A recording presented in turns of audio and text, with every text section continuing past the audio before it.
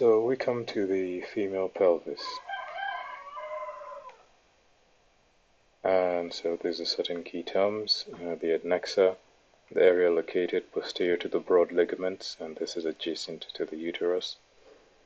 The anterior cul-de-sac is a peritoneal outbroaching located between the blood and the uterus. There's a false pelvis, which is the superior portion of the pelvis. Iliopsoas muscles are bilateral muscles located lateral to the uterus and anterior to the iliac crest. Levator ani muscles are hammock-shaped pelvic muscles located between the coccyx and the pubis, consisting of the iliococcygeus, pubococcygeus, and puborectalis. Linea terminalis is an imaginary line that separates the true pelvis from the false pelvis. Obturata internus muscles are paired pelvic muscles located lateral to the ovaries. The pelvic diaphragm is a group of pelvic muscles consisting of the levator ani and coccygeus muscles that provide support to pelvic organs. Prolapse is a condition that results from weakening of the pelvic diaphragm muscles, allowing displacement of the uterus. Radial arteries are arteries that supply blood to deep layers of the myometrium. The rectouterine pouch is a peritoneal outpouching located between the uterus and the rectum. The space of Ritzus is an extraperitoneal space located between the bladder and the symphysis pubis that contains fat. Spiral arteries supply blood to the functional layer of the endometrium, and this in conjunction with other arteries such as arcuate arteries, which are peripheral arteries of the uterus, and the radial arteries. We have uterine arteries as well, and so we can move on. The bony pelvis structure. The bony pelvis consists of the sacrum, the coccyx, and the innominate bones, and these bones mark the boundaries of the pelvic cavity. The posterior border of the pelvic cavity is marked by the sacrum and the coccyx. The innominate bones consist of the ilium, the ischium, and the pubic symphysis. The boundaries of a pelvis are considered to be from the iliac crest to a group of muscles known as the pelvic diaphragm. The pelvis can be divided into a lesser pelvis and a major pelvis by an imaginary line we call the linea terminalis. The false pelvis is located more superiorly, and this contains the urinary bladder, small bowel, sigmoid colon, rectum, ovaries, fallopian tubes, and uterus. Within the pelvis, the non-gravid uterus lies within the midline, and posterior to the urinary bladder and anterior to the rectum.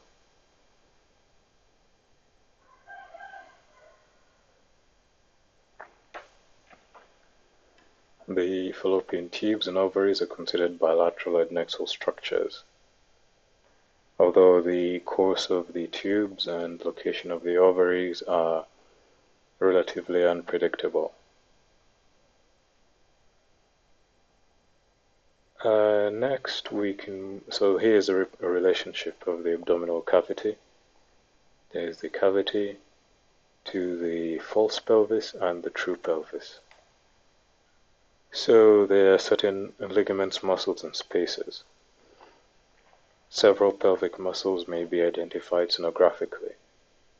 They include the rectus abdominis, the iliopsoas, the obturata internus, the piriforms, and a group of muscles known as the pelvic diaphragm, which are composed of the levator ani and coccygeus muscles. The pelvic diaphragm muscles provide support to the pelvic organs. A weakening in the levator ani muscles could result in prolapse of the pelvic organs. And these pelvic muscles are composed of the levator ani and the coccygeus muscles. So the coccygeal muscles are the iliococcygeus, the pupococcygeus, and the puborectalis. And so these provide support to pelvic organs. Now, because pelvic muscles can be seen sonographically, we need to know that the piriform and the iliopsoas may be confused for the ovaries or adnexa. Pelvic muscles are hypoechoic with varying degrees of striation. Pelvic ligaments, we have the broad ligaments and suspensory ligaments of the ovary. These are double folds of peritoneum. These contain the ovarian artery, the ovarian vein, ovarian nerves, and lymphatics. Conversely, the cardinal ligaments house the vasculature of the uterus. The majority of pelvic ligaments are not identified during a routine sonographic examination. But with surrounded free fluid, the dense broad ligaments may be identified as echogenic structures. Pelvic spaces are potential spaces where fluid may accumulate. These regions can be identified as the vesicouterine pouch or the anterior cul-de-sac, the rectouterine pouch. So the rectouterine pouch is located between the rectum and the uterus, and this is known as the pouch of Douglas. It's considered the most dependent part of the peritoneal cavity, making it the most likely place for fluid. Between the interior wall of the urinary bladder and the symphysis pubis lies the space of Retzius, which is the retropubic space that contains extraperitoneal fat. So pelvic muscles, the rectus abdominis, this is seen anteriorly. The iliopsoas is seen lateral and anterior to the iliac crest.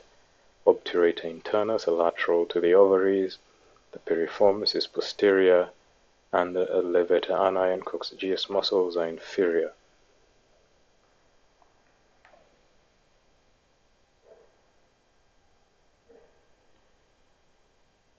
So the arterial system of the female pelvis is such that vascular structures such as the abdominal aorta supply blood to the genitalia through paired gonadal arteries. So the aorta branches into the paired common iliac arteries, typically near the umbilicus. Then the common iliac arteries then divide into external iliac and internal iliac. These vessels, along with their venous counterparts, provide useful landmarks. The paired right and left uterine arteries are branches of the internal iliac arteries. They supply blood to the uterus, the fallopian tube, and the ovaries. Branches of the uterine artery include the arcuate arteries, and these vessels progress further within the uterus and eventually become the radial arteries, which supply blood to the deeper myometrium. The radial arteries then divide into straight arteries and spiral arteries. The spiral arteries are tiny coiled vessels that supply blood to the functional or decidual layer of the endometrium. The ovaries have a dual blood supply. Each ovary receives its nourishment from an ovarian artery and a branch of the uterine artery.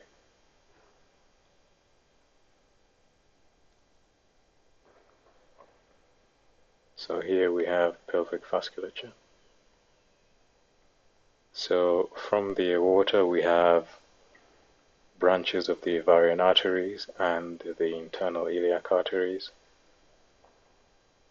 which eventually branch into the uterine arteries, which then branch into the arcuate arteries, which then branch into radial arteries, which then further branch into straight arteries and spiral arteries. Straight arteries provide blood to the basal layer, whereas spiral arteries provide blood to the decidual layer. So here's a schema. The descending aorta. Off it you have your ovarian artery. Here's your common iliac, which the common iliac branches into the internal and external iliac. Your internal iliac produces a uterine artery, and the uterine artery can be seen providing blood to the uterus. So uterine veins via the venous plexus at the site of the cervix through cardinal ligaments drain blood into the internal iliac vein, which drains blood into the common iliac vein and into the inferior vena cava.